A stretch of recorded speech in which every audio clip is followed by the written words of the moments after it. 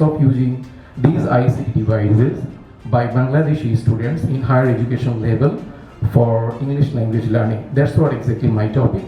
So this is the importance of ICT in ELT. That's some of the researchers have done so many good research about the impact and the effectiveness of ICT. And this is the literature review.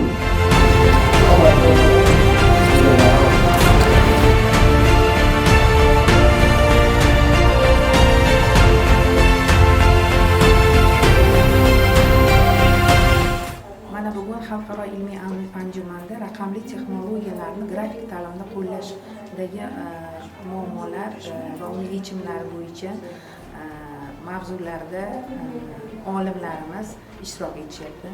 Men ham talabalarda raqamli kompetensiyalarni rivojlantirish bo'yicha o'zimning ma'ruzam bilan chiqish qildim va bizga ma'lumki, xorijiy oliy ta'lim muassasalarimizda, ilmiy tadqiqotlar institutlarida raqamli kompetensiyalarni rivojlantirish bo'yicha keng ko'lamli ishlar amalga oshirilmoqda va respublikamizda hozirgi kunda raqamli universitet, raqamli platformalarni yaratish orqali talabalarda raqamli kompetensiyalarni rivojlantirish bo'yicha ishlar amalga oshirilayotganligini alohida e'tiborga olishimiz kerak bo'ladi. Grafik ta'lim biz bilamizki, bugungi kunda loyihalashtirish, muhandislik sohasidagi barcha ishlar dastavval Attor, A2 formatlarida qo'lda bajarilardi. Bugungi kunda esa bular dasturlar, zamonaviy dasturlar, xususan AutoCAD, 3D Max va bugungi kunda muhandislik sohasida ilgari surilayotgan eng so'nggi dasturlar ilgari surilmoqda. Ya'ni aynan ularning fanga, ta'limda qo'llanilishi grafik ta'lim sifatida qo'yib kelinmoqda, aytib kelinmoqda.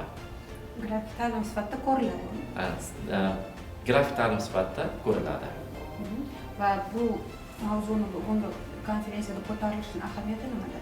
Xo'p, 2022 yil, 2023 yillar biz ilmiy ish doirasida hamda aynan shu soha bo'yicha qator ishlab chiqarish tashkilotlariga, davlat muassasalariga tashrif buyurib, bu muammo o'sha paytda boshlangan. Qanaqa?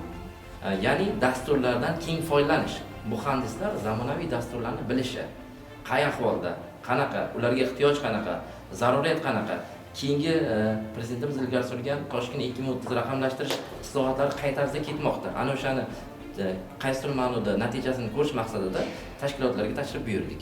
Hamda aynan o'sha yerda tashkilotlarning 10 tadan 9 ta savoli tayyor muhandis qaysi dasturlar bilan ishlay oladi? Uni sohasiga qo'llay oladimi? Aynan mana shu savollar ushbu konferensiyani ilgari surishimizga, boshlashimizga bizga turtki bo'ldi desam mubolag'a bo'lmaydi.